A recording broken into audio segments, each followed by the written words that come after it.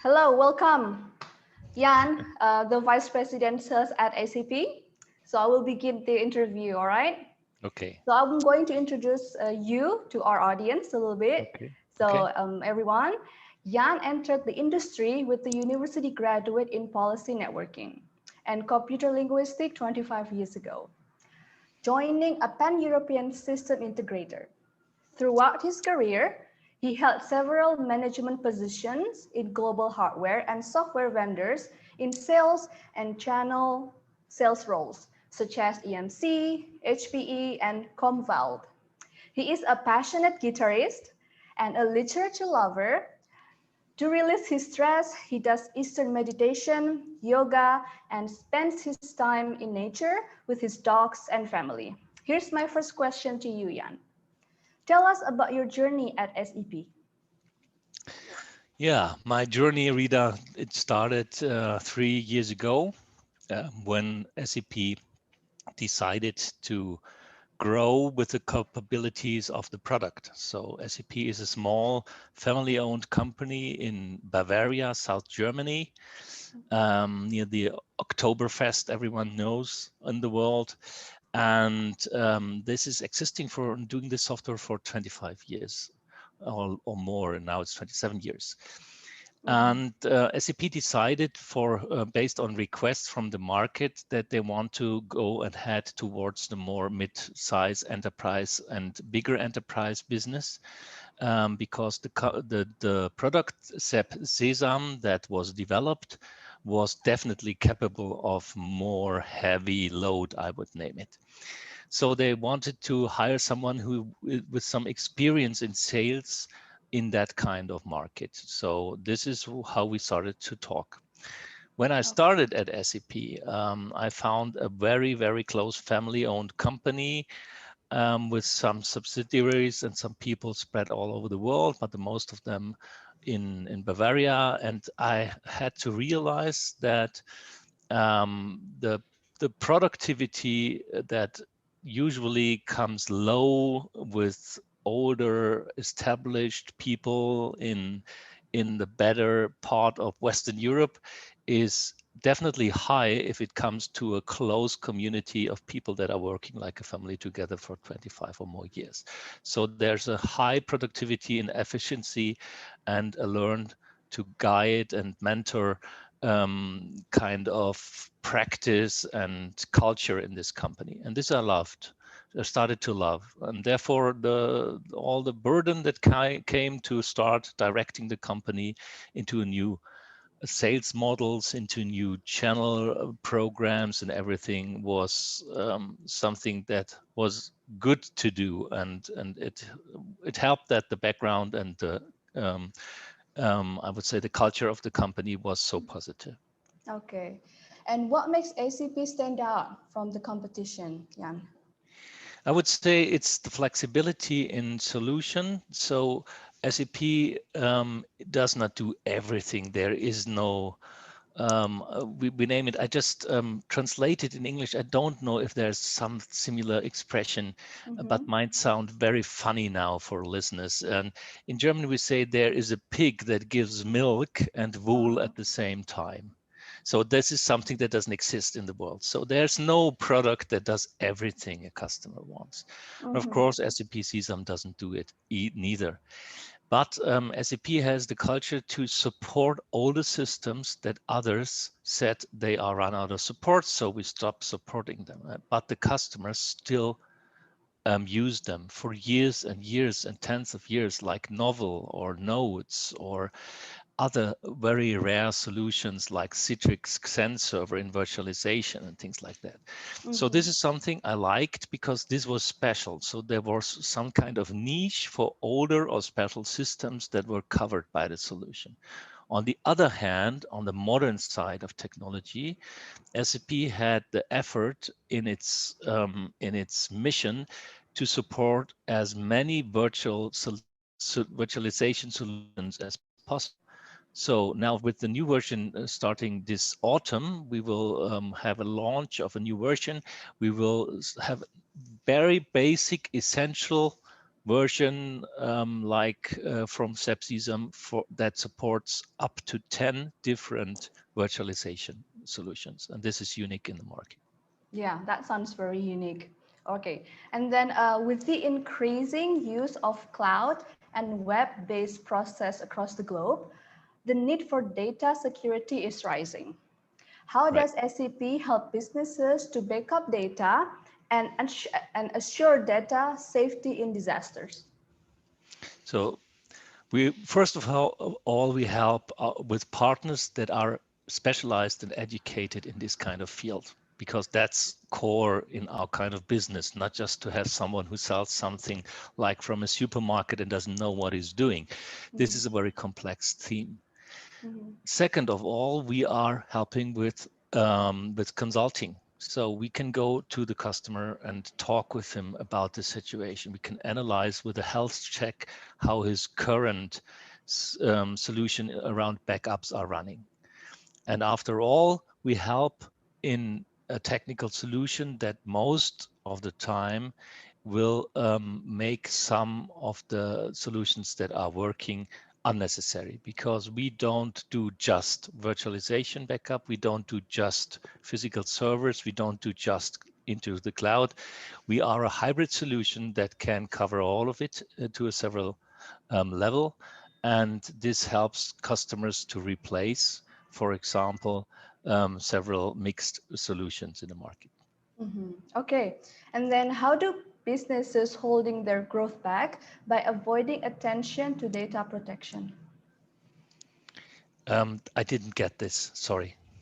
I Okay, I didn't understand the question. okay. I'm going to repeat. Yeah, please. How do businesses holding their growth back by avoiding attention to data protection? If companies avoid and they don't look for data protection, they run into enormous risks, and the risk is not just that they lose some data or some Mhm. storage, it's just that they lose their business for the future. Because if you are out of business for hours or days or weeks, then you are out of business in the current world, because if the customer can't reach you and the processes are not working. So you have to do some disaster recovery. You just have to do a solution that helps you be up and running as fast as you can with the most reliable data that you need. And this is a very complex complex strategy that every customer needs to think through, because just buying millions of dollars for storage and storage just to mirror everything and have everything doubled or tripled, that is something that would run into costs no company could afford. So you have to run a very complex strategy into data management and see what is necessary to be up and running fast and what can be built up later or slower, because you have active data, you have archive data, for example. And this is a complex strategy that a customer has to make up, and that we, of course, and our partners help to find the best solution for the customer. Mhm. Okay, so Jan, what values are most important to you as a leader? Most important values. Mm-hmm. I would say the most important values for me are to be honest salespeople, because in our current world, is as a leader, I have to see that even between partners and even more between customers and vendors, there started a lot of mistrust, that the solution and the offering really would fit, that the price is really good or something that can be handled. A trustful relationship between a customer and a system integrator or a vendor is the most important thing, and therefore you have to be trustful. You have to be honest. You can't start painting pictures that are not reliable to be achieved in the future with a solution just to make a quick sell. And this is something that we have to fight. So in fact, we have to be very strong to run on this kind of values in a company. But since we are a mid-size private-owned company, and this is more or less the backbone of our core market in Germany, Austria, and Switzerland, where the most of the economy is not covered by enormous big giant companies. It's the economy is based on the mid-sized companies that are doing things on a private based ownership.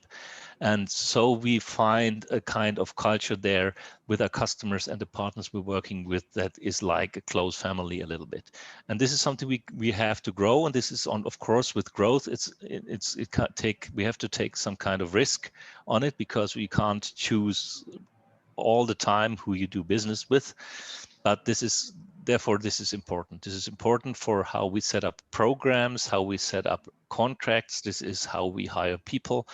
And we hire people from all of the world. We even in Bavaria, there are in our office people from, I think, 6 or 7 countries. And this is something that is this fits to the modern world, how it develops and how it is, and on the other side sticks in a family-owned company in history. And this is something that I think shows the basic meaning of value, because a value is something that has to last for time. It's nothing you can dress up for an evening with.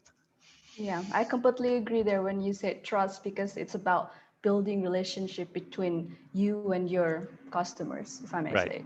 right. Okay, and the next question, Jan, in your opinion, what are the most important skills for a management professional to work on right now to counter pandemic scenario? The counter pandemic scenario, I would say it's the capability to change at first, because the way of communication changes, the way of expecting things to be done in certain time frames change, the way people can act and react changes. So if you are not into change and can adapt your business model towards those human changes that rely on every human that acts and tries to do business to help, but everything changes. So just to give you an example, we have to work with customers, and we have an extraordinary support organization. Our IT support and our company is listed by some analysts as the most loved solution in above every other backup solution in this core market that we have. And the reason for that is that we act interactive with our customers, and we sometimes take the extra step and are close to do something more. And if we now work with customers, and those customers, for example, are in a difficult economical situation for the pandemic reasons, and they have short working hours, and they additionally have to place their work on a home office and things like that.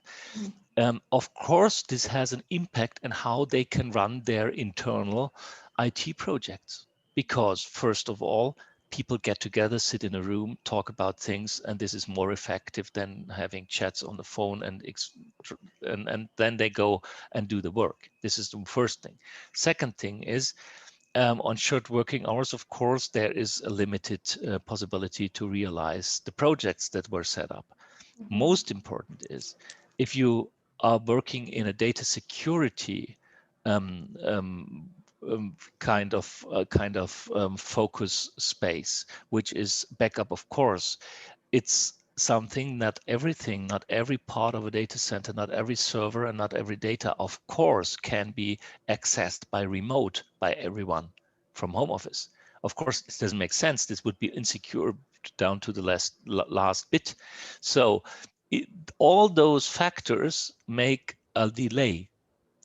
It's difficult enough for the customer to run his own projects under those circumstances. But of course, it has an impact on what we can do, when we can do the sale, what we can expect. And this is also in communication in a support case.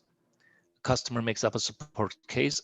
but he's not reachable. The person is in working hours the next day, then delays and delays and delays. And so we have to understand this, and I have to make my people understand it. So communicating with my customers and my partners, and having a communication that is based on this understanding of changes that come on every level through the pandemic situation makes us a better company in this situation. This is something we get as a feedback. So we had some special programs, for example, running last summer, that companies that were in such a bad economic situation that they had to ask for help could get special prices and a pre-sale support for free. Just because we are all in the same situation. And if it doesn't help a customer if he loses his data just because it was time to pay the maintenance renewal. So he could pay it 6 months later, probably. So this is helping, of course, is one thing, but you just do give your helping hand if you understand what has changed to the former situation. And this is what I think is most important. Adapt changes. Okay, that sounds awesome. And this is the last question for you. Yep. Where is your organization headed in the next few years? In the next few years, so SEP will stay a private-owned company, though we have, I'd say, a lot of investors being interested in us since we entered the more visible space. But we are trying to grow out of ourselves, our own business. So for the next 3 to 5 years, so we will expand Salesforce, a national and international. We expand, therefore, of course, everything that belongs to the Salesforce, which is pre-sales, and which is, of course, marketing resources. This is what we are heading to. And so that's why we are hiring nearly everywhere from sales to IT support. So that's the current situation. We, of course, grow out of our own history. So we will grow out of our home market and the German language speaking countries. But we are also active in other regions all over the world. We do business from Australia to Netherlands and all over Europe. We have a subsidiary with some people in the United States. So we're doing business where it comes, but we are starting to grow out of the core market. Okay, that is wonderful. Then I wish you a very, how do you say that in English? Like a very fast growing in the next few years for your company. Yeah, that's very kind, but more I wish to have a healthy growing, because fast growing Exactly. is something that implodes or will be sold in a minute. So a That's true. healthy growing That's a good is point. what I want for everyone. Just stay healthy and be what you are, and so we can live and, of course, do business together and help each other. That's a very good Thanks, point. Rita. Okay. Thank you so much, Jan, for your Thanks, Rita. time. I am sure that our listeners will find it very useful and helpful and inspiring. So thank you so much for your time again. Thank Bye-bye. you too. Bye.